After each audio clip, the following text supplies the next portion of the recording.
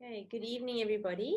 We're going to be starting soon. I just wanted to say thanks to everybody for logging in. We've got a really exciting webinar today, and I'm going to introduce our moderators in a second. I just wanted to remind everybody that we've done quite a lot of statements that have gone out, and it will be on our Facebook page. Looking at going back to school. So as you know, we've been lobbying that it is best for kids to go back to school, not just from an educational point of view, but also from having responsible adults looking after them at home, from a safety point of view, from an emotional development and psychological point of view, also from a nutrition point of view, and just physical safety and prevention of child abuse. And in the last 2 weeks, we've actually issued a statement on behalf of not only the South African Pediatric Association, but also the Pediatrician Management Group, so PMG, so representing all the state and the private pediatricians, urging the government to open schools in a careful manner with hand washing, masks, as well as social distancing. But we feel that this is the safest thing for kids, especially if COVID is going to be with us for a long, long time. So there's the back to school document. There's also a document advising on the care of children. So we know that a lot of children are in adult hospitals where they're not allowing caregivers in to look after the kids. And so we've put together a document about how do you prioritize kids in the face of a pandemic which affects mainly older people. And then finally, look out in the next couple of days for the publication on early childhood development. So SAPA is also putting that together, looking at what's happening to the younger kids, opening the nursery schools and those sort of facilities, and how we can best provide as safely as we can in this COVID time. So I'm delighted that so many of you have joined. It's been a difficult year, but in many ways there have been some good things, and I think having the SAPA forum and the webinars where we can actually share with each other and promote childhood care has been a really exciting time for us. And so tonight we have two pediatricians from SAPA, one being Ziad Dangor and the other Gary Rubinson, and they're going to be taking over and chairing this session.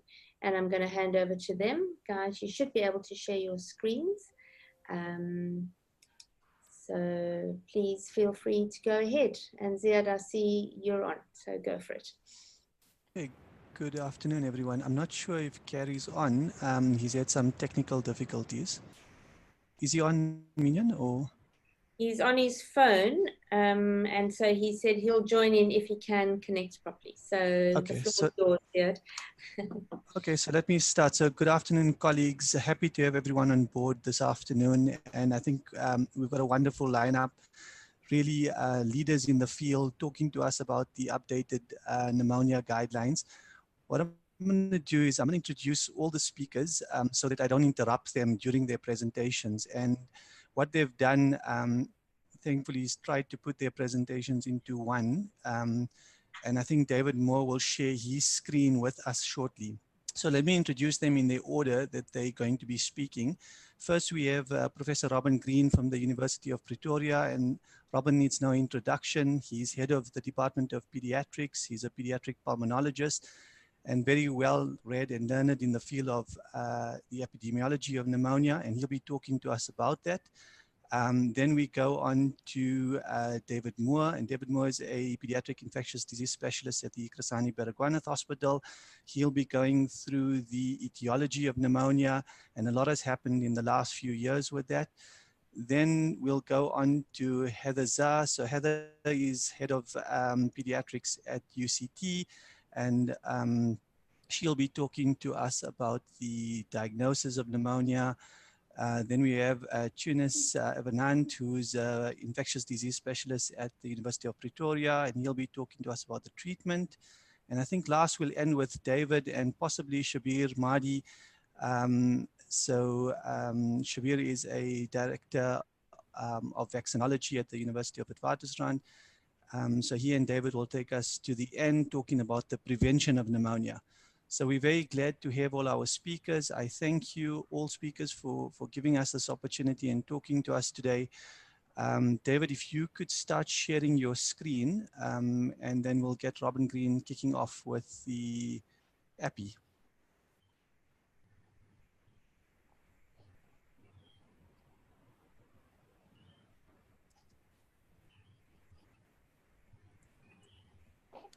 So while David's preparing, David, are you on the call?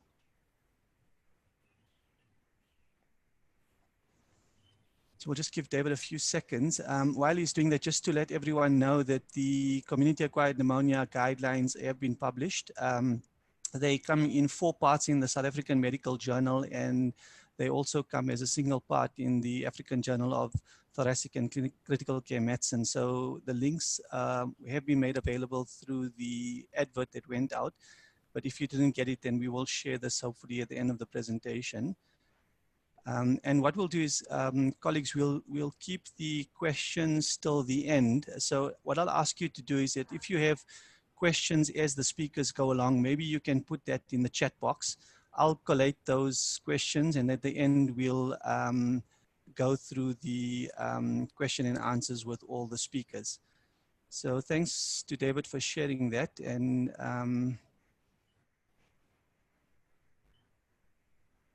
you can start the slideshow, David.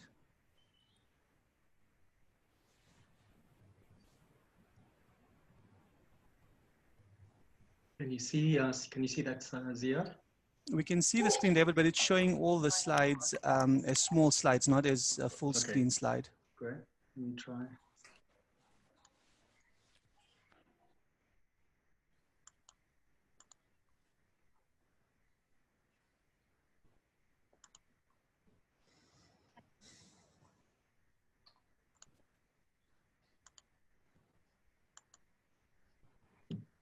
Is that better? That's great. Yes, that's great, David. Thanks. So, Robin, off to you then. Great. Thanks. Can you hear me, everybody? Yes, you're coming to quite clearly, Robin.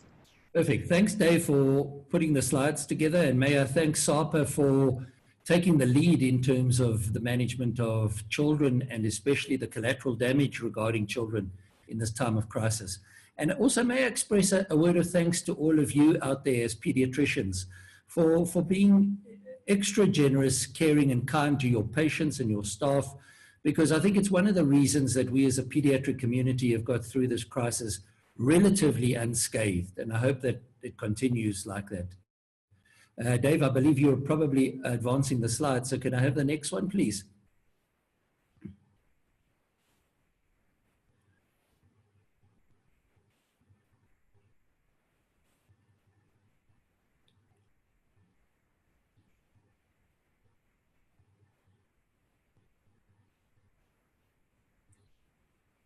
Right, so you've heard that we have recently published updated guidelines on the management of community-acquired pneumonia in South Africa in both the South African Journal of Thoracic and Critical Care Medicine and the SAMJ as 4 parts with 2 editorials. And thanks to David and Heather for putting all of that together. So this is what I want to take you through in the next 5 minutes. It's just the epidemiology of pneumonia, community-acquired pneumonia. Next slide. Next slide.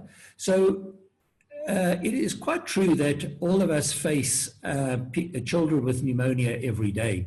And quite clearly, pneumonia or lower respiratory tract infections still rate in the top 5 causes of morbidity, certainly around the world, but also mortality. And as you can see from the next slide, pneumonia, and specifically pneumonia death, is a function of poverty, or should we say lower socioeconomic status. Because as you go down in terms of income of countries, you find that pneumonia or acute lower respiratory tract infections rise to the top of the causes of mortality in children. And this is driven largely by under 5 mortality. Next slide. So it's quite true that pneumonia in South Africa is one of the most important causes of mortality. It is still regarded as an important cause of both morbidity and mortality in children under the age of 5. And in 2017, there were roughly 320,000 pneumonia-related deaths in children in South Africa. And this is probably unacceptable to us. I think we need to pay some attention to the idea that pneumonia is still a major cause of mortality in our country. Next slide. So interventions help. Interventions for pneumonia make a difference. And two of the most important that have occurred in recent times, so in South Africa, have been the PMTC program, the ARV rollout, and that has made a significant impact in reducing mortality from pneumonia by about 50% in our country. And in addition, we are fortunate in South Africa to have pneumococcal vaccine as part of the expanded program of immunization for children in our country. And that's made a significant difference to the impact on pneumonia mortality. So interventions do help. But, next slide.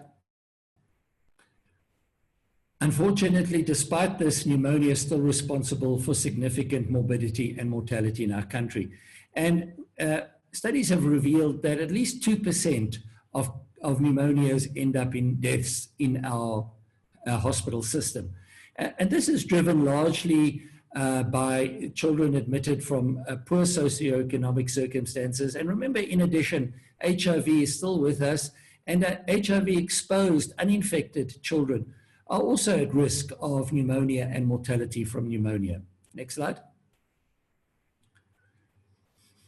So as I said to you, poverty or lower socioeconomic status is still a driving force behind the epidemiology of acute lower respiratory tract infections.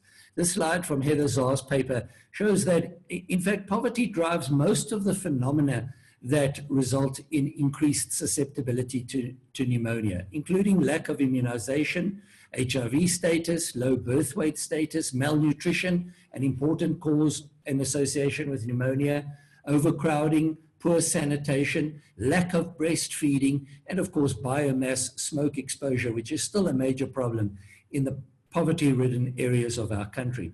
So poverty is a major driver of pneumonia in South Africa, and many of the other factors that we attribute to mortality and morbidity from pneumonia are driven by poverty. Next slide. So all of us know that we've just been through or still going through the COVID-19 SARS-CoV-2 pandemic. Luckily for us as a society, the number of cases overall from COVID-19 seem to be coming down. In parts of South Africa, this hasn't been reflected yet in the pediatric number of cases, but luckily for us, pediatric cases have been much less significant than our adult counterparts. And really, we've been fortunate in that regard. And we hope that as the overall pattern of COVID-19 starts to decline, the same will happen for pediatric cases. Next slide.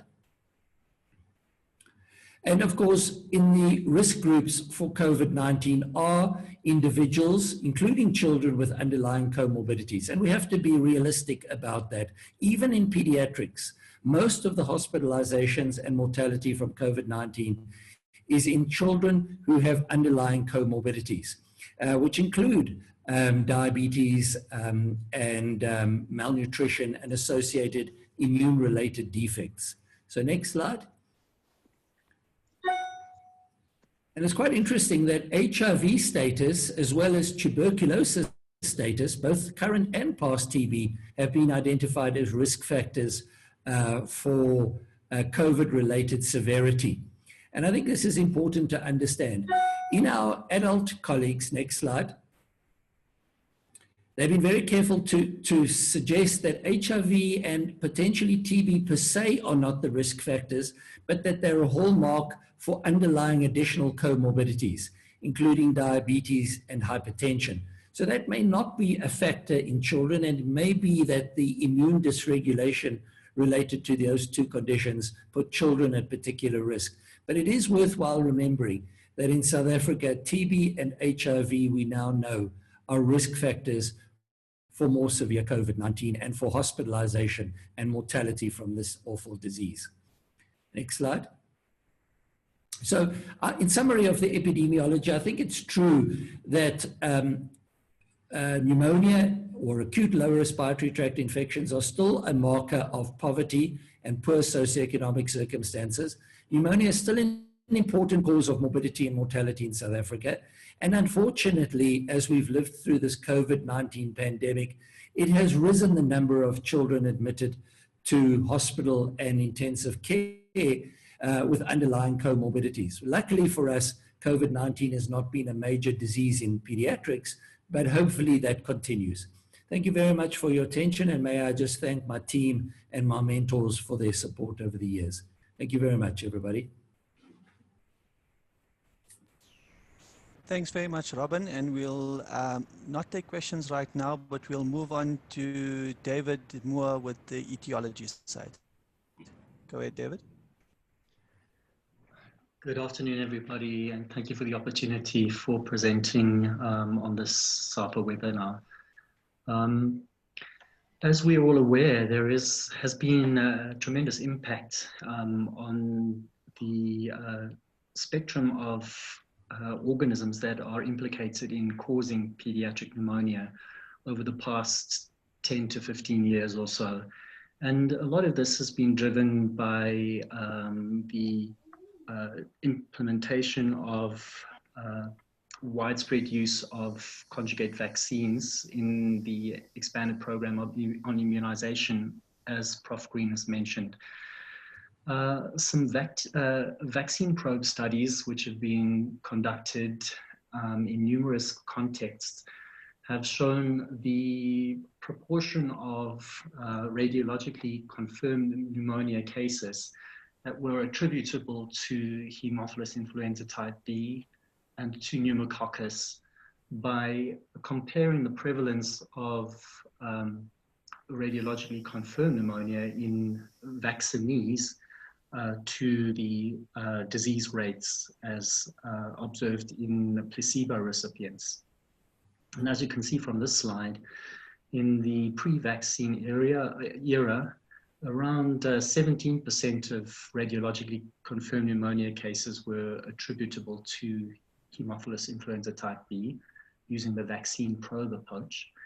And in various countries, the USA, Gambia, South Africa, and the Philippines, pneumococcus was implicated in around 25 to up to around 37% of pneumonia cases. This is a wonderful review that was written by Rudan and colleagues, and really highlights the spectrum of pathology that we would anticipate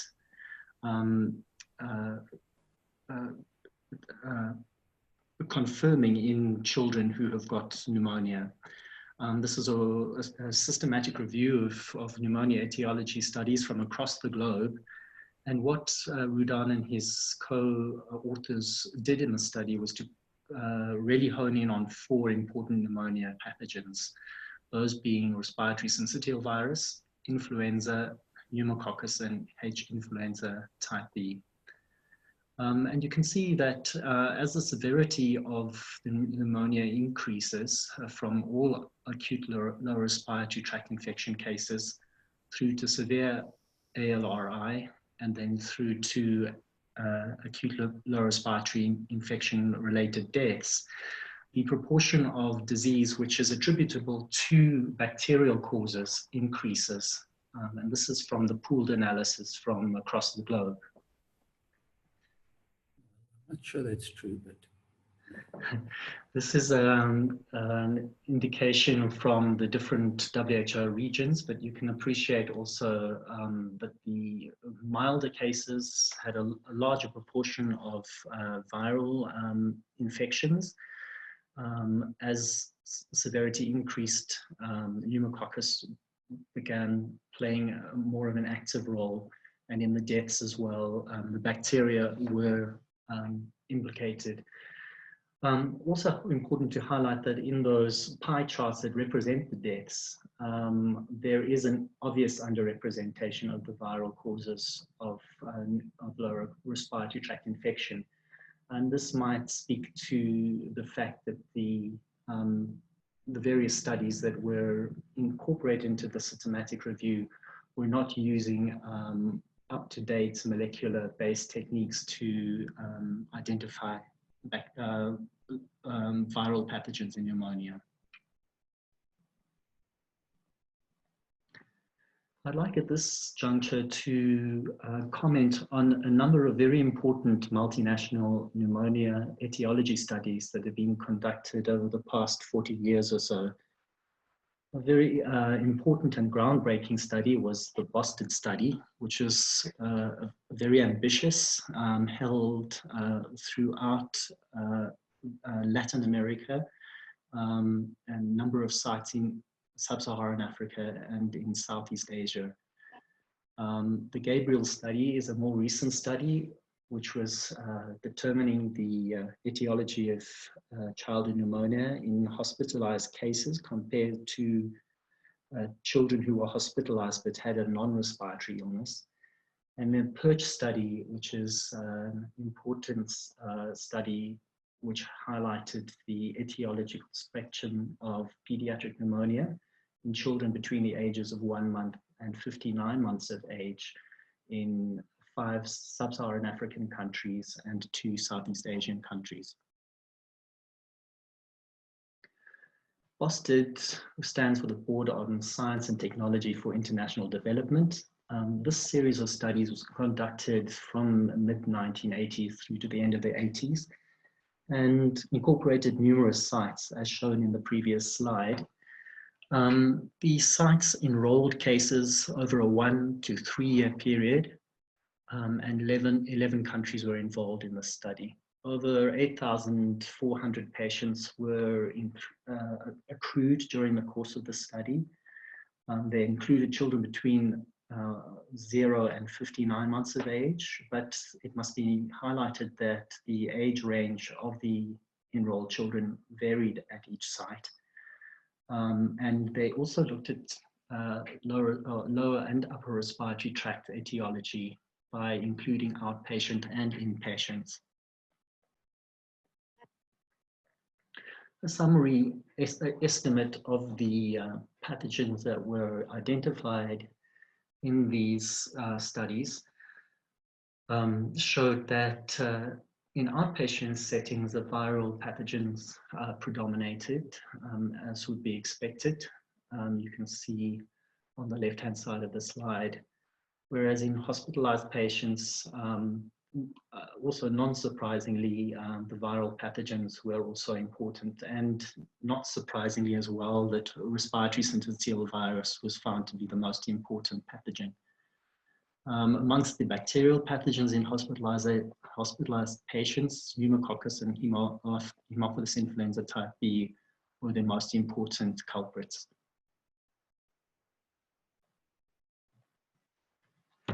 We can move on now to a description of the Gabriel study, which was a case control study which was recently concluded in around 2014. During the course of the study, a large number of cases and age-matched controls were enrolled in 8 countries. The enrollment occurred over a 4-year period, and they used sensitive molecular diagnostic testing for 19 viruses and 5 bacteria to try and establish what the cause of the lower respiratory tract infection was in the cases. Cases were defined as being children between 2 and 60 months of age, hospitalized with lower respiratory tract infection, and controls were age-matched to cases hospitalized for surgery or attended outpatient clinics. It's also important to highlight that in the Gabriel sites, there was particularly low pneumococcal conjugate vaccine coverage of 3.4% in cases and 8.7% in controls. This is a summary slide of the pathogens that were identified in these patients, and showing that through the population attributable fraction approach, in all patients, in this study, pneumococcus played an important role in pneumonia hospitalization case status in children from 2 to 11 months of age, in those between 1 year and 2 years of age, and those from 2 years to 5 months of age, and obviously overall. Also important to highlight again the last point from the previous slide, that this study was conducted in countries where there was a particularly low pneumococcal conjugate vaccine uptake. You can see again that after pneumococcus, RSV was the second most important pathogen to be identified, and played a role in terms of causation of disease in up to 30% of the cases in the infant age group.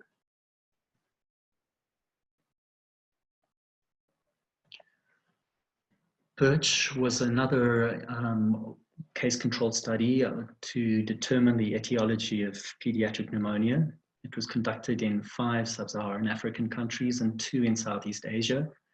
And during the course of the study, we were able to enroll over 4,000 cases with WHO defined severe or very severe pneumonia according to the pre-2013 definitions.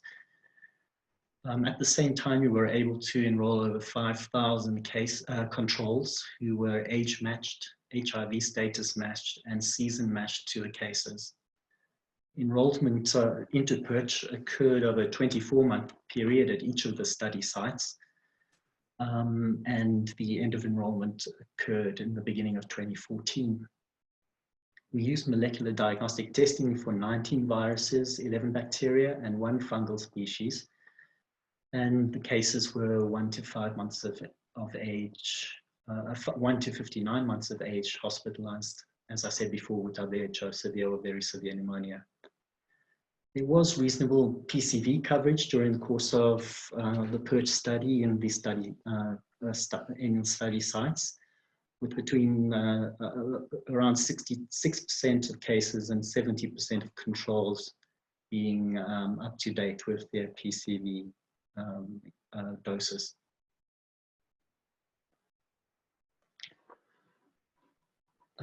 In PERCH, sophisticated Bayesian analysis was used to integrate all of the study results.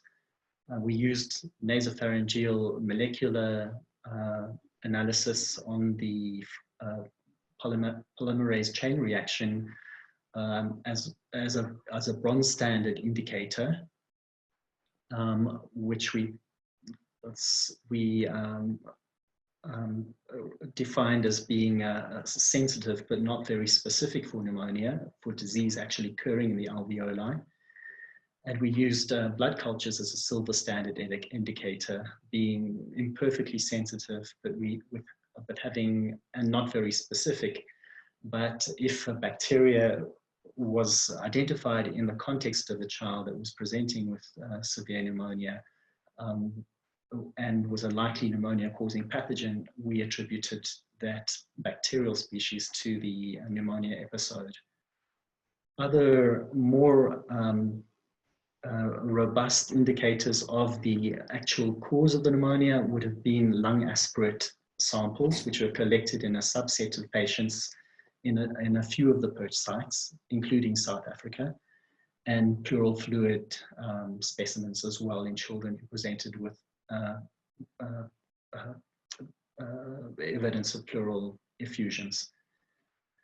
In the analysis, we identified 10 key pathogens that we wanted to focus on, and these included respiratory syncytial virus, human rhinovirus, human metapneumovirus, the parainfluenza viruses 1 through 4, Streptococcus pneumonia, Haemophilus influenza, Mycobacterium tuberculosis, Staphylococcus aureus, the influenza viruses, and Pneumocystis jirovecii. 2 other categories of organisms were included in the analysis, and those were pathogens not otherwise specified, and then the other pathogens. And as you can see from the summary of the outputs from the Bayesian analysis, it was used a respiratory syncytial virus made up the predominant contributor to the etiological fraction in children admitted to hospital during the course of purge, who had radiologically confirmed pneumonia and who were HIV uninfected in this overall analysis.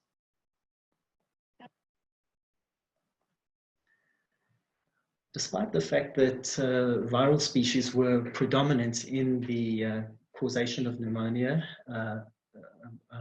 in the overall analysis of HIV uninfected children, radiologically confirmed disease, it was found that in children with lobar pneumonia and in those with pleural effusions, that the bacterial pathogens were predominant. And in these patients, pneumococcus was found in patients who underwent lung aspiration, and Staphylococcus aureus was an important pathogen in terms of the pleural effusions. I'd like to turn my attention from the global multinational studies to some important child pneumonia studies that have been conducted in South Africa. Cheryl Cohen and her colleagues at the NICD have spearheaded a very important initiative in the severe acute respiratory infection surveillance study. This included 6 surveillance sites in 4 provinces in South Africa and included hospitalized cases with severe acute respiratory illness in adults being defined as symptoms less than 7 days with fever, cough or sore throat, and difficulty breathing. In terms of the children less than 5 years of age, they had 8,723 cases. Apologies for the typo there. It should have been more than 5 years of age, accruing to over 7,000 patients with pneumonia. It's important to note that in SARI, a case control approach wasn't adopted. So it is not easy to actually infer from the approach of the analysis what the etiologic fraction of disease is in the cases. But the study team were able to arrive at a reasonable estimation as to the prevalence of the different pathogens in each of the hospitalized pneumonia cases. As you can see from these pie graphs, in the SARI surveillance studies for children less than 5 years of age, rhinovirus, adenovirus, and RSV accounted for 75% of those cases. And this, in the 5 to 14-year-olds, rhinovirus, adenovirus, and influenza were important. In individuals older than 14 years of age, pneumococcus started to show itself as being more predominantly associated with pneumonia than it was in the younger age groups. But the viral pathogens, rhinovirus, influenza, and adenovirus were also importantly associated with pneumonia hospitalization in those patients. Looking at the Drockenstein study that was conducted by Heather Zar and her group working in the Western Cape province.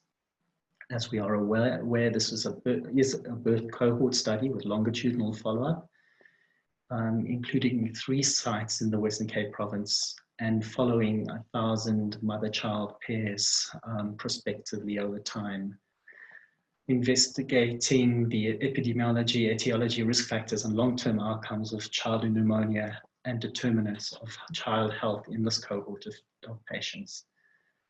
In the very impactful Lancet publication on the etiology that was detected in children under 2 years of age from the Drockenstein cohort, 314 pneumonia cases were detected amongst 967 children. And it's important also to highlight that in contrast to the PERCH study, Drockenstein was very particular in terms of enrolling children with any degree of severity of their disease process. So in the Drakenstein study, 60 of the children, or 21% of all the pneumonia cases, were severe enough to warrant hospitalization. And the overwhelming majority of the patients were pneumonia cases not requiring hospitalization. In the analysis of the Drakenstein study etiology spectrum, you can see that the odds ratio for the prevalence of RSV and bordetella pertussis were significantly associated with case status. The other viruses that were important in all-cause pneumonia presentation were parainfluenza virus, bocavirus, and adenovirus. And the other important bacterial species was H. influenza. Stratifying by severity of illness, in the Drakenstein study, the non-severe pneumonia cases were associated with RSV and influenza, as well as parainfluenza virus. And then again, you can see that the H. influenza played a role in terms of the case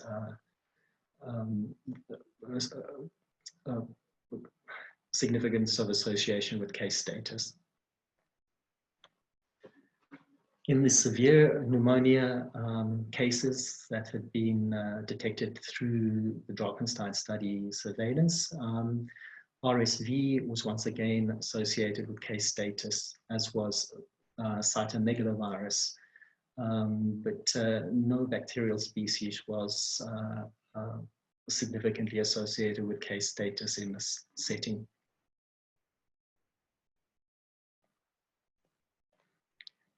I mentioned earlier on the PERCH study. One of the PERCH sites was in South Africa at Chris Hani Baragwanath Hospital. We enrolled 920 severe pneumonia cases over a 24-month period. 805 of them were HIV uninfected and 115 were HIV infected. We had 964 HIV status and season match controls. And as mentioned earlier on, we conducted an integrated analysis of the nasopharyngeal swab PCR results, blood cultures, pleural fluids, and lung aspirate samples. And I'd like just to present here some of the pertinent findings from the PERCH South African etiology analysis. In HIV uninfected children, you can see on the left-hand side of the slide, the HIV-exposed uninfected children, respiratory syncytial virus predominated, with Mycobacterium tuberculosis being an important second contender for pneumonia etiology in the HEU group. In the HIV unexposed children, RSV, once again, was the most important pathogen, but H. influenza was also significantly associated with case status. Mycobacterium tuberculosis attributing about 8% of the case status amongst the radiologically confirmed cases. Turning now to the HIV infected children and looking specifically at the children under 12 months of age, Pneumocystis jirovecii was the most important pathogen associated with case status at our site, with an etiologic fraction of about a third of all pneumonia cases. And then RSV also prominent, but not nearly as prominent as seen in the HIV uninfected children. You can also appreciate that the Enterobacteriaceae, Streptococcus pneumonia, and Mycobacterium tuberculosis also played an important role in terms of pneumonia etiology in these children. Looking at HIV-infected children more than 12 months of age, the shift of The pathogen spectrum is quite impressive, with change now to predominance of Staphylococcus aureus, attributing over a third of the etiologic fraction, and pneumococcus and H. influenza, so predominance of bacterial species in HIV-infected children older than 12 months of age. Thank you for your attention. Thanks very much, Trevor. Hi, everyone. Thank you for the opportunity to present these guidelines. I'm going to go through the diagnosis section. I think we're running a little bit late, so I'm going to go quite quickly because I know you all want to really get to treatment. So can I have the first slide, please, or the next slide? Sorry. Next one, please. Yeah, so all of this is encapsulated in a specific paper in the SAMJ that talks to diagnosis. And the thrust of this is 3 areas: clinical diagnosis, so asking the question, does the child have pneumonia and how severe is it? Radiological diagnosis, to define the extent of disease, assess for any complications, and particularly look for pulmonary TB. You've heard from David right now about the importance of pulmonary TB in the context of acute pneumonia. And then finally, etiological diagnosis. And here I think our challenge is to distinguish bacterial from viral from other, and also to distinguish pulmonary TB. And just to highlight one point that perhaps hasn't come through so clearly, and that is what we know now about childhood pneumonia is in fact that pneumonia is multi-pathogenic, and that there are often 2, 3, in some cases up to 5 different organisms that one can find. Their role in etiology is not clearly defined. So, you know, you get RSV and pneumococcus. Is it pneumococcus that changes the flora to allow RSV in? And clearly a pathogen like RSV is pathogenic when you get it.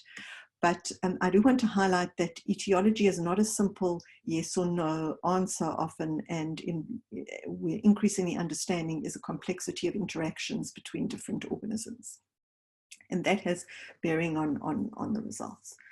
The other point I want to make, which I think Robin alluded to in the beginning, is that we now consider lower respiratory tract infection as a spectrum of disease, and the old dogma of distinguishing between pneumonia versus bronchiolitis has blurred as we understand that in fact these are different spectrum of a lower respiratory tract illness that depend on the etiological organisms and also depend on the host response. And this, I think, is quite important because, for example, for children with severe bronchiolitis admitted to ICU, we generally regard those children as being co-infected with a viral and bacterial pathogen and would use antibiotics there. But for example, for a child with mild bronchiolitis who's a happy wheezer, we would not add an antibiotic in that context. So the spectrum is really dependent on which organisms are there and the host response. And of course, underlying susceptibility like malnutrition or HIV, which David has also alluded to. Next slide, please.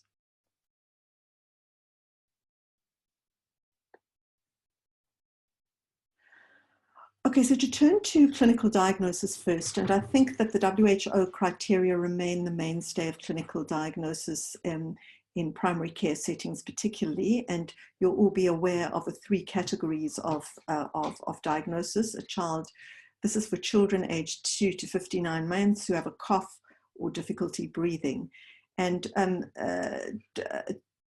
turning first towards severe pneumonia category, these would be defined as any child who has a general danger sign, or, and these pictures here are to remind me that a malnourished child or an HIV-infected child with lower chest indrawing would also be regarded as having severe pneumonia. For a child who has fast breathing and or lower chest indrawing, and you'll know that this was revised, whereas lower chest indrawing used to define severe pneumonia, it is now no longer regarded as defining severe pneumonia, but a child who is normal immunologically and nutritionally with fast breathing or chest inward drawing would be regarded as pneumonia, and a child with neither of these signs or no danger sign would be an upper respiratory tract infection with no pneumonia. And of course, management follows that. So any child with severe pneumonia should get an antibiotic and referral. Children with pneumonia should get an antibiotic and home care, and no pneumonia symptomatic treatment. Next slide, please. But we also, in our clinical assessment, need to assess severity. And of course, a general danger sign, and you're all familiar with those, inability to drink, convulsions, abnormal sleepiness, or persistent vomiting would, by definition, define a child as having severe pneumonia requiring referral. In fact, the work of breathing is probably a very good way of assessing severity. And here, these key three physical signs, grunting, nasal flaring, and very severe chest in-wall drawing are sensitive and quite specific for indicating severe pneumonia. And I haven't put in all the evidence here, but it's all in the publication, and this is also contained in the BMJ, the British Medical, the British Thoracic Society guidelines on assessment of children for severity. And the third aspect of severity, of course, is this child hypoxic? And based on evidence, pulse oximetry less than 92% at sea level or less than 90% at higher altitudes is an indication of severe hypoxia and of need for oxygen. The indications for hospitalization that we've included in the guideline follow on these. Children under 2 months of age, or children over 2 months of age with a general danger sign, with hypoxia, or with evidence of severe disease, grunting, severe lower chest in-wall drawing. Stridor when a calm child is another obvious indication for hospitalization, and then severe malnutrition. HIV infected or immunocompromised or malnourished children with the lower chest in drawing would be referred to hospital, but in normal immune competent children, they could be treated at home. And of course, if the social circumstances or the family are unable to provide care, that would be an indication for hospitalization. Next slide, please. What about radiological diagnosis? And so, as far as chest X-ray goes, the indications are really not to do a chest X-ray in ambulatory pneumonia, but only to do that, perform an X-ray in cases of severe pneumonia, or where one suspects pulmonary TB or a foreign body, or if you've got a child who's unresponsive to standard therapy. And then there may be a case for doing an X-ray in a child who presents with a fever without a clearly identified source, and where the child is clearly not well. In these cases, the evidence suggests that around 20% of X-rays will be positive, indicating pneumonia, often around pneumonia. Follow-up chest X-ray is not indicated at all unless the child deteriorates or you suspect a complication has developed, like an empyema, and if you had lobar collapse initially, to make sure that the lobe has re-expanded, as well as to make sure that a round pneumonia has resolved, because other things can present as a round pneumonia, and one just needs to make sure that in fact you're dealing with a pneumonia. The question of chest ultrasound is an important one, and as you'll know, chest ultrasound has increasingly been used as a point of care diagnostic. And in fact, chest ultrasound is, if you look at the inter-observer variability in diagnosis of pneumonia between chest X-ray and chest ultrasound has a much higher agreement. So interpretation of the findings on ultrasound are much more reliable than on X-ray. And of course, it has the advantage of not exposing the child to radiation and not needing a radiographer and specialized equipment and so on. But this is an evolving field, and currently chest X-ray still remains the first line recommended investigation. Certainly chest ultrasound is increasingly a good option, and for follow-up with children or to see resolution, chest ultrasound may in fact be a very useful modality. And as I haven't gone into the distinct patterns on chest ultrasound, but basically ultrasound is useful for detecting consolidation, for an interstitial pattern with increased B lines, and for pleural effusion or empyema. If you're lucky, you may also be able to see mediastinal nodes, or if you're suspecting TB. Next. So what about etiological diagnosis? And again, this is largely indicated for those who require, children who require hospitalization, or in outbreak settings, such as we're seeing now with COVID. I'll go through the different kinds of samples quite quickly and just highlight the key testing that is recommended in the updated guidelines. As far as blood tests go, of course, any child who presents with severe pneumonia should be tested for HIV, if the status is unknown.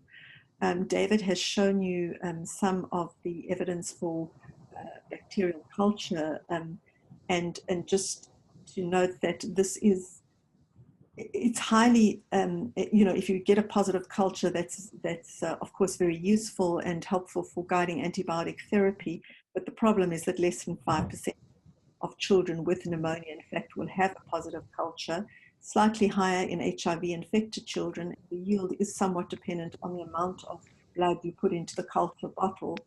So if you are going to take a culture, put a volume of blood into the bottle and do it in a sterile way, because contamination with general tests like CRP, procalcitonin, and ESR are not generally indicative of etiology. I mean, everyone is looking for a test that distinguishes bacterial from viral etiology. It's confounded again by the issue that I raised at the beginning, that many cases are in fact mixed etiology. But I think generally the evidence suggests that a CRP greater than 40 with chest X-ray evidence is quite suggestive of bacterial etiology. So CRP may be helpful in conjunction with chest X-ray evidence. Nasal samples using PCR for specific viruses can be useful. The problem is that many of these nasals, the problem, as David alluded to, is that many organisms contained in the nasopharynx are normal commensals or are colonizers, or may just be causing upper respiratory tract infection or mild infection, and may not in fact be causative of pneumonia. But what we do know, and you've seen this from David's slides on etiology, that if you get RSV or influenza or parainfluenza on PCR, that is strongly associated with being causative of pneumonia. This is also true for SARS-CoV-2 in children who are symptomatic. As Robin said, fortunately, we have relatively very few children with severe pneumonia, and most children, in fact, have mild illness or are asymptomatic with SARS-CoV-2.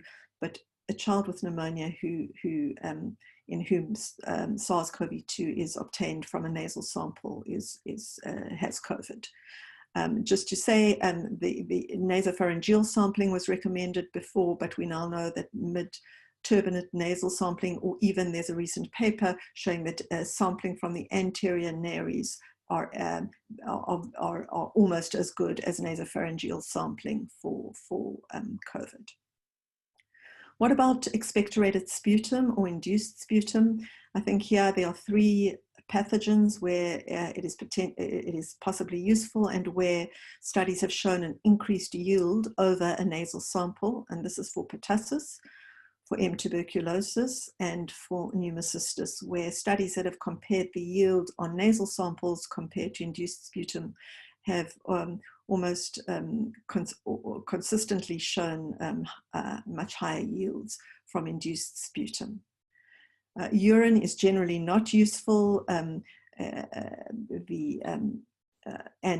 others such as pleural fluid, bronchoalveolar lavage, tracheal aspirate are of course useful because they provide lower respiratory sampling and sampling from sites in which there is less colonization.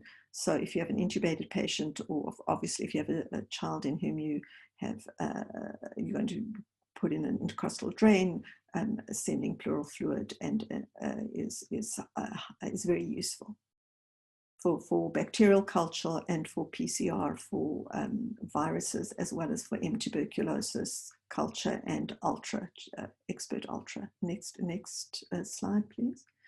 And this brings me on to the importance of M. tuberculosis. David showed you how important M. tuberculosis was in the Perch study. Across the sites, 7 sites, almost universally M. tuberculosis appears as one of the top 5 pathogens.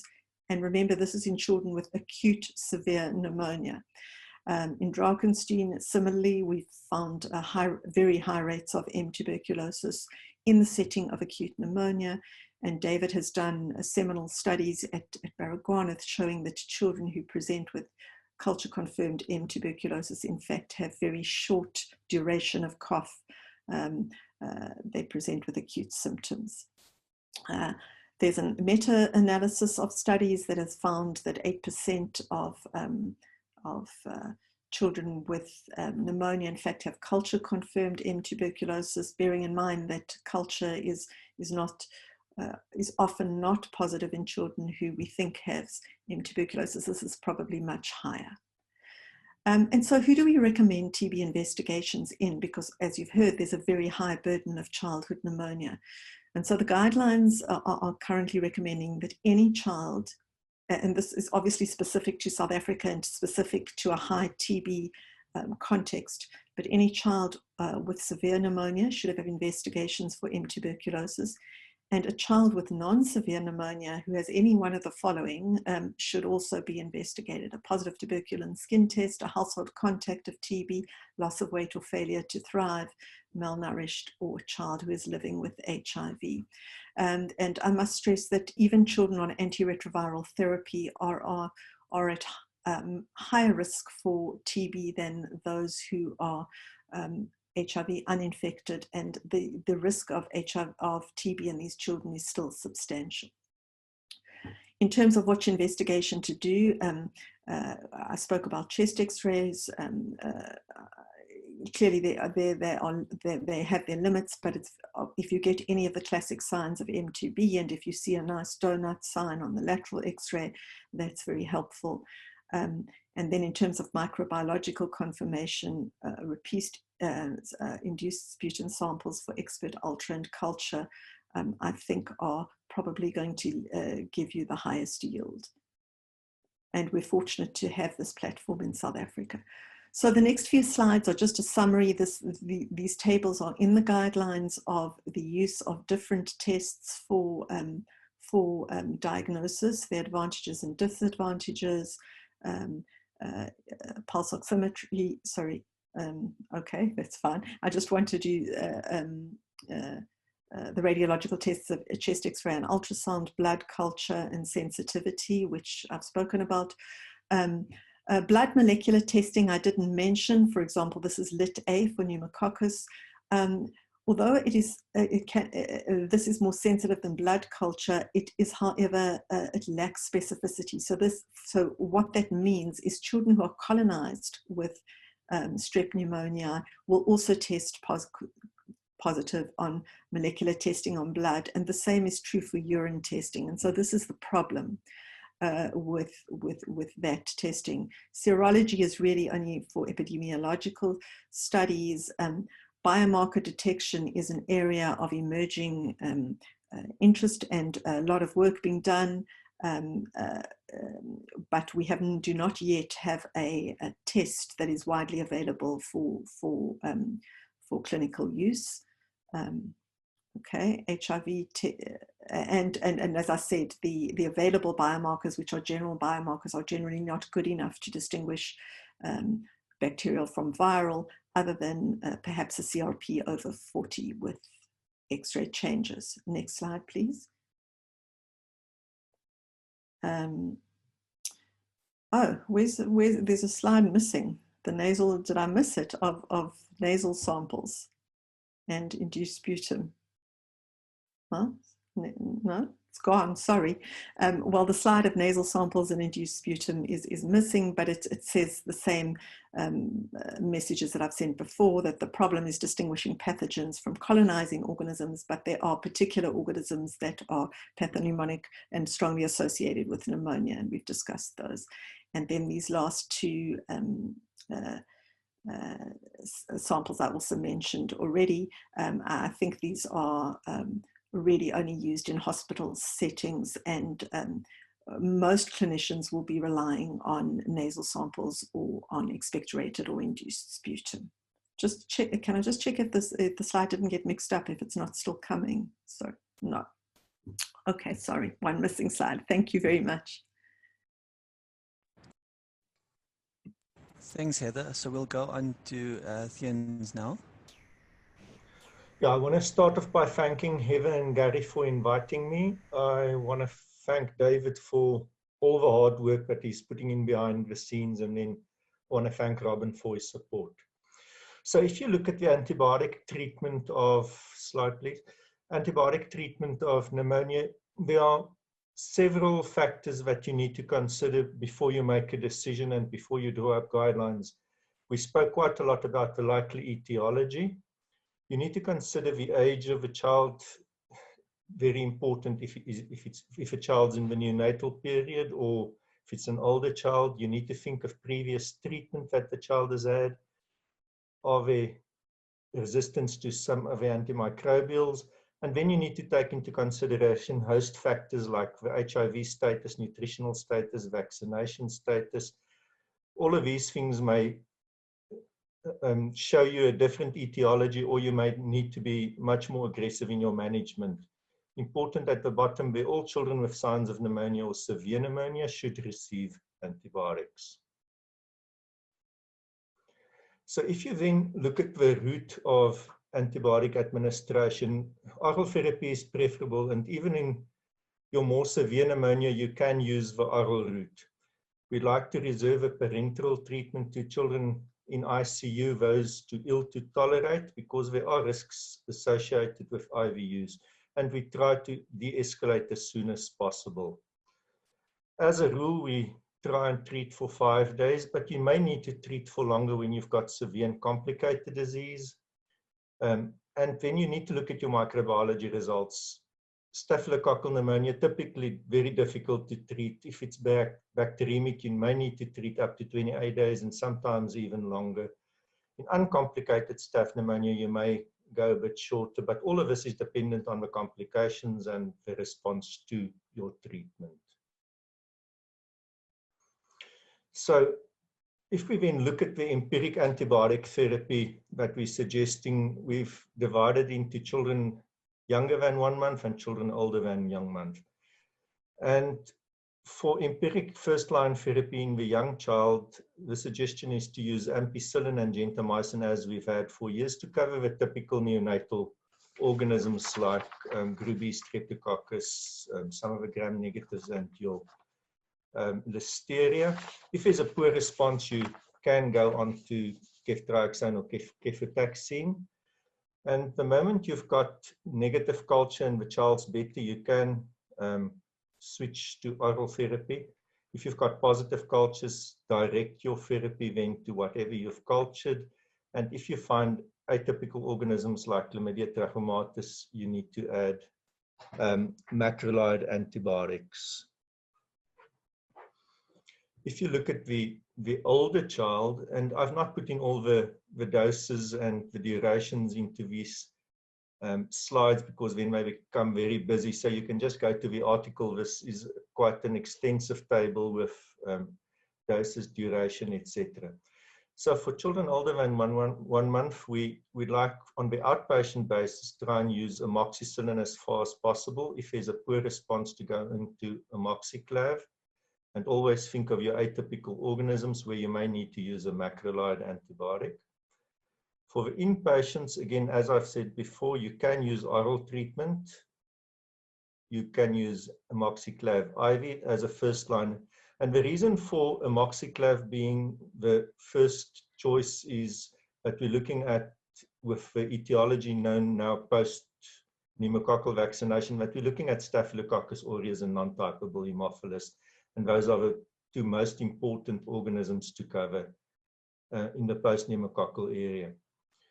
Again, use targeted therapy once your cultures are positive. If you find Staph aureus, you can use flucloxacillin. Poor response, we're getting to that in a different slide. And if you've got a community-acquired or a healthcare-associated MRSA, vancomycin or clindamycin, and then again for your atypicals, the macrolides. So what else should we use as adjunctive therapy? I think that the evidence for using oseltamivir in flu is very limited. It's recommended for using children at high risk for severe influenza in the influenza season. You need to start it very early, but we don't use it routinely. For steroids, outside the ICU area, I think two places, the one in pneumocystis pneumonia, and then if there's nodal airway compression in tuberculosis. Vitamin A and D, there's quite a lot in the prevention of pneumonia, and I'm not sure whether David will address that, but it is in the paper. But vitamin A reduces the severity of complications of measles, but not recommended for routine use. Consider it for your HIV-infected or malnourished children. And vitamin D in acute pneumonia does not improve the outcome.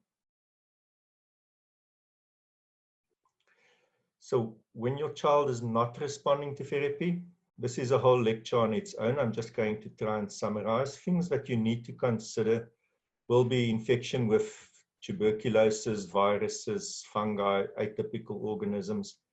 You may have something that's not pneumonia, like heart disease. You may have a foreign body. Always remember that in PAEMA. And in our circumstances, HIV would be one of the most important things to consider. And if you've ruled out all of these things, never forget about your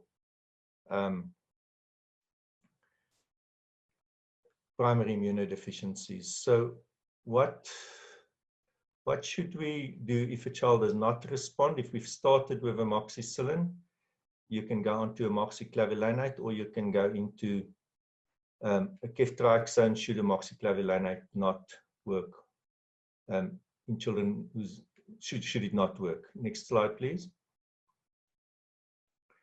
So what other things should we do? We spoke about the pulse oximetry and that we'd like levels above 92 at sea level and more than 90% at altitude. Can give it via nasal cannula or face masks. We want to maintain the SATS between 92 and 94%. If you don't have pulse oximetry available, you need to make a clinical decision. And again, those clinical signs that Eva has mentioned becomes important. And then if we look at respiratory support, high flow nasal oxygen and nasal CPAP can be used in areas other than the ICU. On the next slide, you can see a study from Australia where they've used high flow nasal oxygen. This was in bronchiolitis, but I think the message here is that it works, and two, it can be safely worked because there were no complications in this group of patients where they've used high flow oxygen in a non-tertiary environment. So what other general and supportive measures are there? The guidelines for the blood transfusion comes from the Transfusion and Anemia Expert Initiative, or TAXI. So if a HB level, I mean, this is also age related. We're not talking about neonates now, but if your hemoglobin level is more than 7, you shouldn't be giving a transfusion. Lower than 5, do transfuse not to normal, but to above a transfusion threshold. And if you're in between, you need to see whether the child's getting better, is he getting worse, are there other things that complicates the picture, and then decide to transfuse. If you look at the fluids and the electrolytes, always try and feed enterally first. If you fluid overload a child with severe community-acquired pneumonia, is going to do worse, especially if he's ventilated. Hyponatremia, very common, especially with secondary antidiuretic hormone secretion, and then related to the severity. And important here that if you're going to use maintenance fluid, try and use isotonic intravenous fluids at less than 80% of maintenance. In children with severe pain because of pleuritis, etc., you may need to use analgesia and antipyretics. You can use things like paracetamol, ibuprofen, and tilidine. What about over-the-counter medications and cough medications? They are not effective in pneumonia, and they've been studied extensively. Chest physiotherapy as a routine is not recommended. There are some special indications, and then you should look at the vaccination status of each child and provide catch-up while the child is in hospital. So when can you discharge the child? Most important thing is that we'd like the fever to have resolved. The child must be eating well, and the work of breathing must not still be increased. You look at, again, at your pulse oximetry. Mental status must be normal. If your child had a drain, there must be no air leak for at least 12 to 24 hours. You need to also think, is the mother or somebody able to administer the antibiotics at home? And if you send the child home, are they able to come back to hospital if a child clinically deteriorates? So when should a child go to ICU admission? And I mean, these are really when he deteriorates in one of 3 areas: respiratory-wise, neurologically, and cardiovascularly.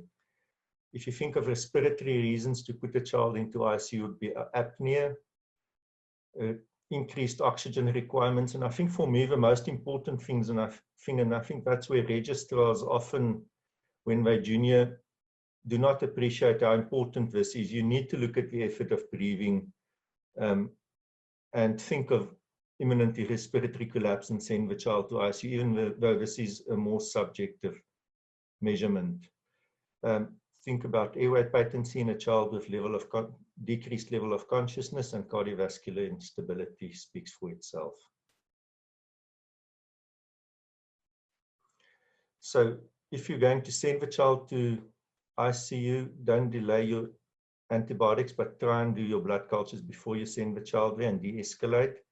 We spoke about chest x-rays, but whenever you're doing procedures or if a child clinically deteriorates, you need to do a chest x-ray or then an ultrasound when it's applicable. So how do we treat pneumonia in the ICU now? I'm not sure whether Andrew is on the conference. I think he can comment on this, should he? I'm just quickly going to run through this. You'd like to keep the SATS levels between 92 and 96%. Nasal CPAP and high flow, very similar. May need to use high frequency oscillation if a child does not improve on conventional ventilation. And just remember, many of these patients will need to be intubated before they're referred. As far as nutrition goes, enteral nutrition as far as possible. If you look at those dietary guidelines, you need to push the limits as far as the upper limits go to make sure that the child gets enough, and then parenteral nutrition should be avoided as far as possible. Next slide, please. And for the last part, just HIV infection and exposure. I saw there were 1 or 2 questions on HIV infection. The pneumonia etiology, etc., is very much the same, and the treatment the same for HIV the exposed, uninfected, unexposed, infected children, uninfected children. I think always don't forget about tuberculosis. It's not on the slide, but always remember tuberculosis. If you think of pneumocystis, empiric treatment, give cotrimoxazole, remember to continue prophylaxis. There's some conflicting evidence regarding steroids, but I think all of us will still use a short course of steroids in the management of pneumocystis. And last slide, cytomegalovirus. Consider it in your young child who's severely hypoxemic or require mechanical ventilation. There are no clear guidelines on how to do it. Some people will initiate it empirically and then await the result of a viral load, and some people will await the viral load and then only start. Most people will treat intravenously for about 21 days and then go on to oral Valgan cyclovir for another 21 days. But I think more definite guidelines still need to be made. So this is a very short summary of what is in the guidelines. I would urge you to go and look at the guidelines, and I'm sure that my colleagues will also comment on some of your questions. Thank you very much. Thanks, Jens. David, you're just going to finish up with prevention. I'm quite wary of the time, and I don't want to go over time. So if I could ask you to just try to wrap that up in about 10 minutes, if possible. Sure, thank you very much. It's a little bit intimidating presenting on prevention when so many esteemed researchers are in the forum. But I would just wanting to highlight from the new guidelines that the summary table that speaks to the preventive aspects looks specifically at the general preventive strategies, which include, very importantly, the nutritional status and stabilization of the child, and also to try and promote the breastfeeding practices specifically for young infants. Micronutrient supplementation using vitamin A, vitamin D, and zinc have all been found to be of benefit in terms of preventing severe pneumonia hospitalization, and I'll speak to vitamin A specifically in a subsequent slide. It's very important to provide an adequate environment which is free of indoor pollutants such as passive smoke from tobacco or indoor fuel exposures, and to make environments where children live, work, and live and play to be as safe as possible from this point of view. Infection prevention and control and physical distancing has come to the fore during the course of the COVID pandemic, and we've all been intimately associated with or aware of the fact that using face masks, frequent hand hygiene, and maintaining social or physical distancing between individuals is a great preventive aid in terms of limiting this potential spread of respiratory pathogens. Looking at specific preventive strategies from the guidelines, immunizations are very important. The immunizations that are included in the EPI currently, which relate to respiratory infections, are BCG, pneumococcal conjugate vaccine, hip conjugate vaccine, and influenza vaccine as an add-on, obviously not included in the EPI, but something which must be seriously considered, specifically when dealing with children who are at risk for severe influenza or who have family members who may be at risk for severe influenza.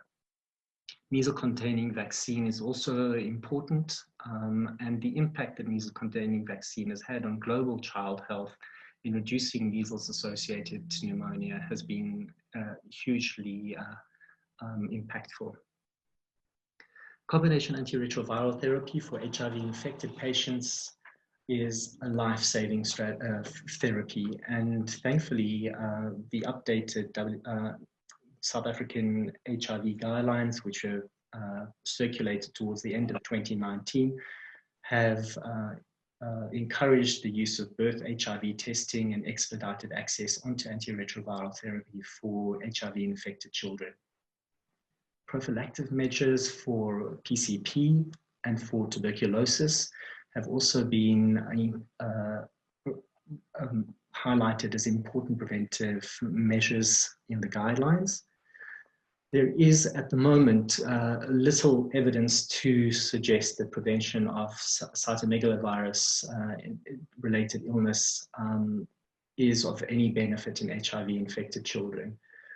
And then looking specifically at the entity of respiratory syncytial virus, the guidelines have mentioned that this might be a suitable preventive measure for passive immunoprophylaxis in at-risk infants, but is prohibitively expensive and is not widely scalable for widespread use in the public sector.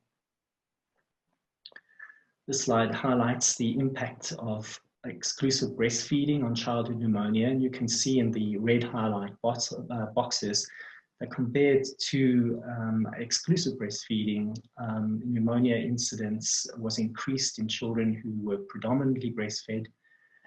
Pneumonia prevalence is significantly increased in children who are partially or not breastfed.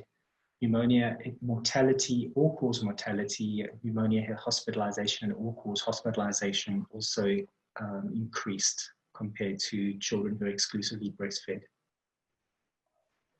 A study that was done looking at the, by Professor Hussey from Cape Town, looking at the impact of vitamin A supplementation to children, showing how important this is in reducing morbidity relating to croup post-recovery from measles, preventing prolonged pneumonia or diarrhea episodes, and all-cause adverse outcomes in children.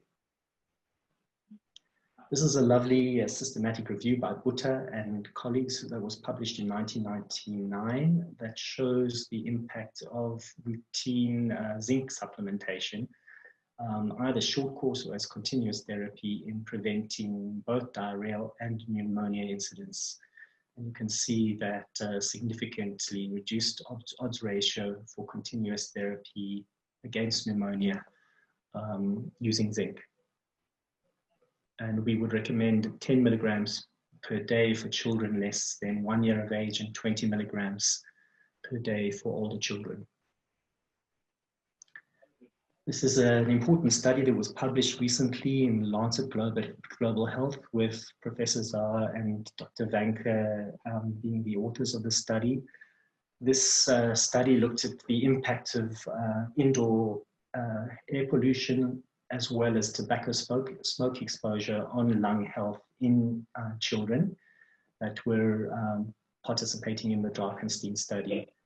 And you can see that active smokers were a significant risk factor for compromised lung health, as was male gender and low to moderate socioeconomic status. And something to highlight from this table is that the younger age were relatively protected, showing that the accumulated time period of exposure to these toxins really puts children at increased risk for declining. This is a study recently published in The Lancet looking at the use of face masks as a non-pharmacologic preventive strategy against respiratory illness, highlighting the use of masks as being very substantially reducing the prevalence of viral associated pneumonia caused by SARS-CoV-2 and SARS and MERS coronaviruses. I've highlighted this slide before, showing the impact that vaccination will have or has had on bacterial etiologies in pneumonia. Important as a specific preventive measure, and highlighting here as well from an important study by Wall and colleagues that was published in The Lancet, the impact that global uptake of pneumococcal conjugate vaccine has had in decreasing pneumococcal-related deaths in children, as well as Haemophilus influenza conjugated vaccine having similar and even more dramatic impact. Maternal vaccination strategies have also arisen as important preventive measures for infants who are too young to be adequately immunized, using the expanded program of immunization strategy against crucial bacterial and viral pathogens. Bordetella pertussis and influenza are two important pathogens which have a very high rate of severe illness in children less than 6 months of age, specifically those less than 3 months of age. And recently, you will be aware that Shabir Mahdi has published in the New England Journal of Medicine on a nanoparticle vaccine against RSV, which, if administered antenatally to pregnant women, may show some promise in terms of protecting young infants from severe RSV disease. The final slide is looking at a summary of the talk, just putting into context all that has been discussed so far. But important to highlight that pneumonia etiological spectrum is changing. Viruses are predominating, even in severe cases that are admitted to hospital. South African child pneumonia guidelines have been updated to reflect this shift. It's important always to highlight the need to adhere to antibiotic stewardship considerations when we are managing these children. Ongoing research is needed to better characterize key aspects of case management and prevention measures. And also just to highlight again that we've got an incredibly vibrant child lung health research agenda in South Africa, which has had impactful global outcomes. And through collaborative efforts across the academic sites in South Africa, I think we can all agree that we are making strides in terms of improving the state of lung health of the children in South Africa. Thank you. Thank you, David. I'm going to ask you, David, to stop sharing your screen. And if the speakers can please share their videos so that we can just see them as they talk and perhaps put a face to the voices. If Dr. Modensela can please put her microphone on mute. Thank you. So there's been some questions coming through, and I think let's start with the questions that are on the chat. The first question comes from Nosisa Sipamba, who's a HIV expert at the Chris Hani Baragwanath Hospital. And Heather, I think this question was directed at you, and she's asking that for the severity assessment of pneumonia, was consideration given to those HIV-infected children who are now immune reconstituted and now virally suppressed? Would we still consider them as severe pneumonia? Heather, sorry, you're still on mute. Apologies, sorry. That's an excellent question. And I think it's a very good point that virally suppressed immune reconstituted HIV-infected children are generally at much lower risk for severe bacterial pneumonia and for severe pneumonia from other pathogens.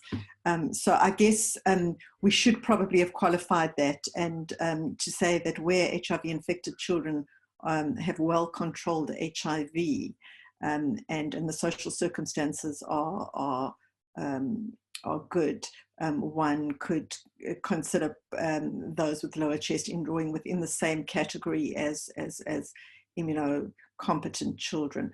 However, I just the flip side of that is, as many of the clinicians know, HIV-infected children, even being virally constituted and with good CD4 counts, are still have a greater vulnerability to things like tuberculosis and to complications from pneumonia. So I I think it's a very good question. I'm not sure that that there's a black and white answer. I think it would depend on the child and the circumstances and the clinical picture.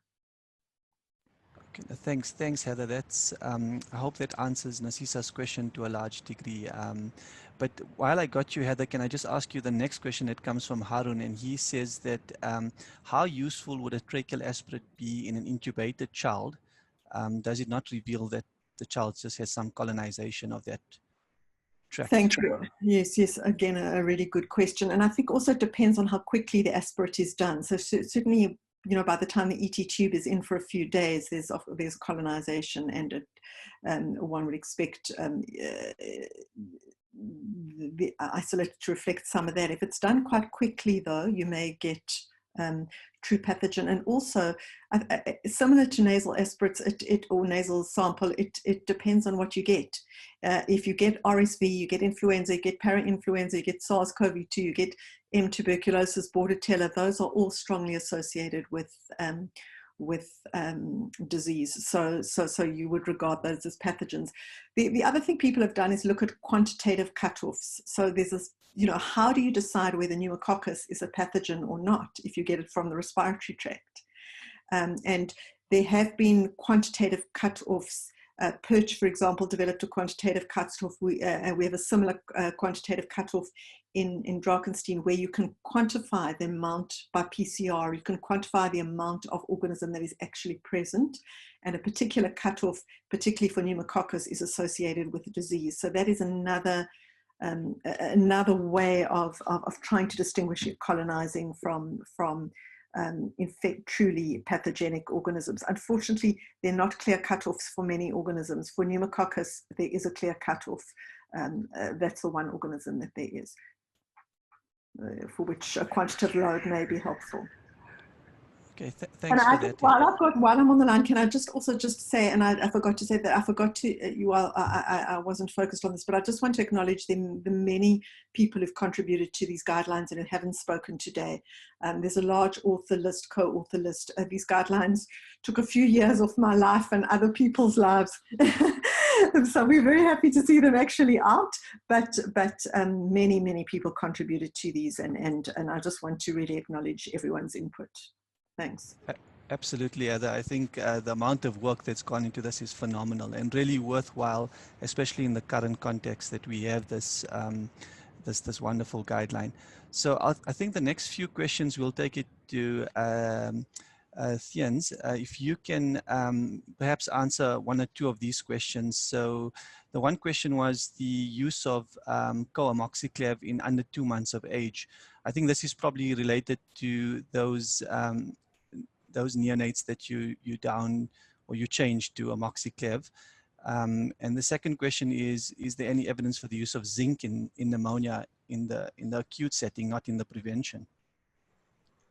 Let's start with the second question first. I think zinc in acute pneumonia, as for no real evidence. I think for prevention of pneumonia, you can have a look at the article, but there is a role for zinc, a good role for zinc to play in the prevention of pneumonia. For the use of amoxiclav in the younger child, I think it's safe. I'm not sure what the packaging said, so I must be honest. But it can be used in the younger age group. I see Arun has asked how many people are using oral therapy for neonatal pneumonia. I think two things. The one is, I think mostly in hospitals we deal with neonatal pneumonia as a nosocomial pneumonia or hospital-acquired, or and not a community-acquired pneumonia. And I agree with him, very often the treatment will be completed in hospital. So in effect, very few children get oral therapy in neonatal pneumonia. I don't know whether anybody else wants to contribute there. Okay, anything else from the other authors on that, or could we go to the next question? Okay, I'll direct the next question at David, if you don't mind answering James' question. And James is asking, is there any evidence that the SARS-CoV-2 causes pneumonia in young children? And I think the second part of his question is, given the multi-pathogen nature of pneumonia, how would we determine causality? And I think you brought that into some of your discussion around these pneumonia etiology studies.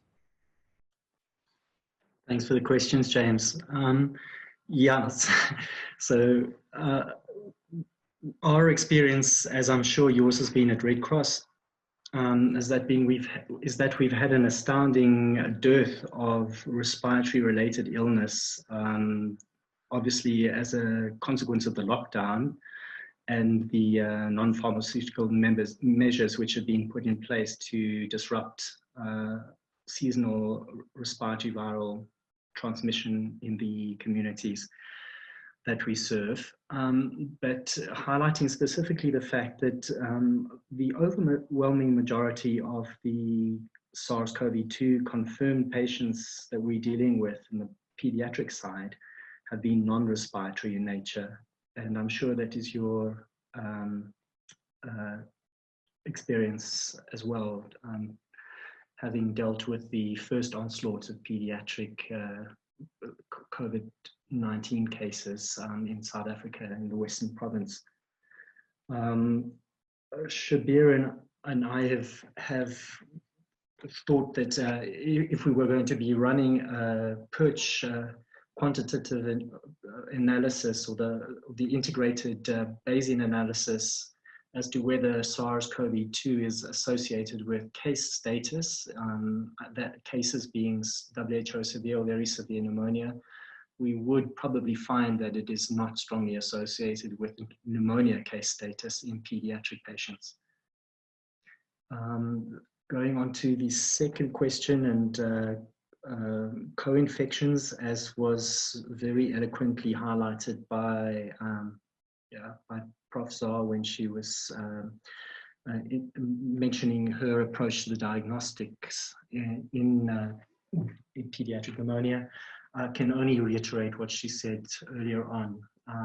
As was the findings in the Drakenstein study, in PERCH, almost none of the patients had a pure single pathogen or potential pathogen detected on their diagnostic workup, which reiterates the importance of viral or bacterial infections in these patients. And I think, David, one of the things you guys try to do with PERCH is to attribute causality to some of the pathogens, looking at the Bayesian analysis. And I think that's where the paper highlights that certain pathogens like RSV are more likely to be causing disease than others. So there's another question from James. David, I don't know if you want to take this or Theuns wants to take this one, but it's a concern that I've had as well, and that's around the use of co-amoxiclav, this switch over. And this has been one of the biggest things with the new guideline, is the move from oral amoxicillin from an era where pneumococcus was the most prevalent to an era where staph and non-typable Haemophilus influenza has become more prevalent. Is the amount of staph and non-typable Haemophilus enough to move to this antibiotic, which we know has been an excellent antibiotic in treating many conditions?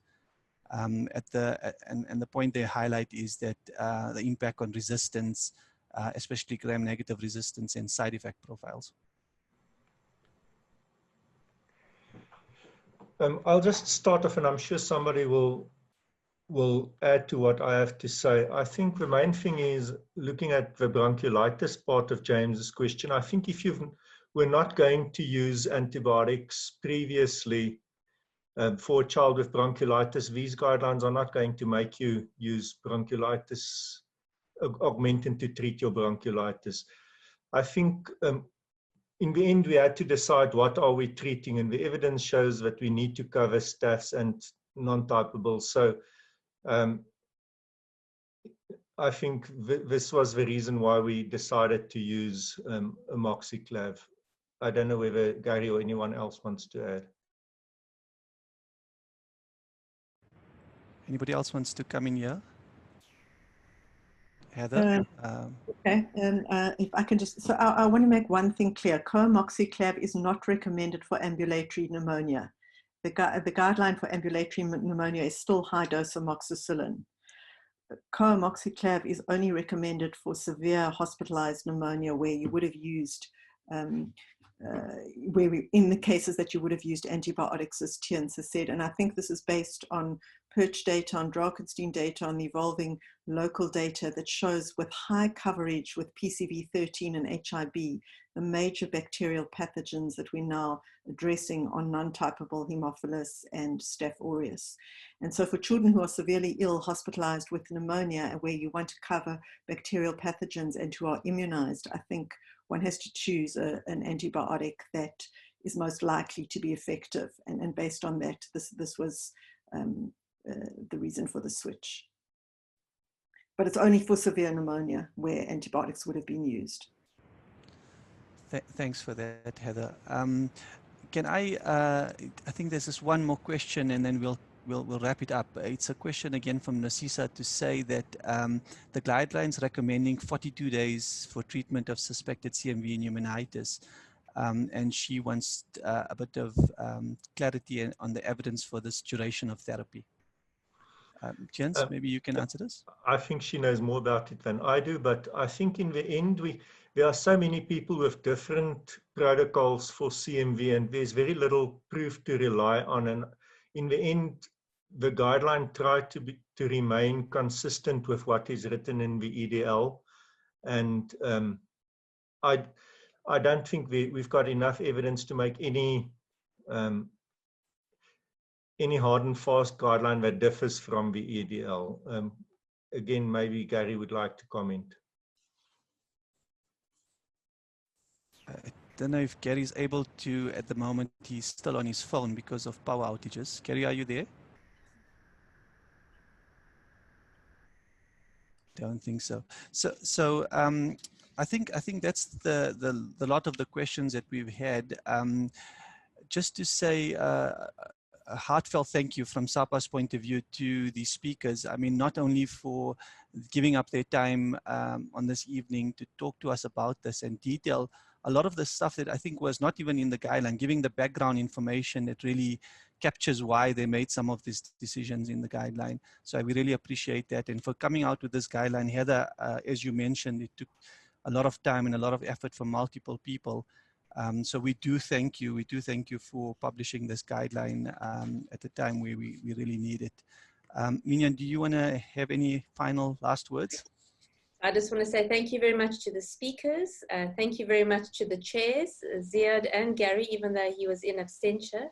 And also just to reflect and say thank you very much. I know what it's like putting together guidelines. It's a long journey and they really are fantastic. So congratulations to everybody, the leaders, the followers, and everybody who did the work in that. Thank you also to everybody who joined our webinar today. We had over 200 people at the height of it, and we've almost gone for 2 hours. So really good news, I think, for everybody in terms of learning. And then just to finish on with what Robin was saying, it's been a crazy time. Thank you for being kind to your patients and your parents. Thank you for being kind to each other, but most importantly, be kind to yourselves. And we look forward to seeing you again soon. Thank you, everybody, and have a nice evening. And this will be on the YouTube channel as soon as we load it. Thanks, everybody.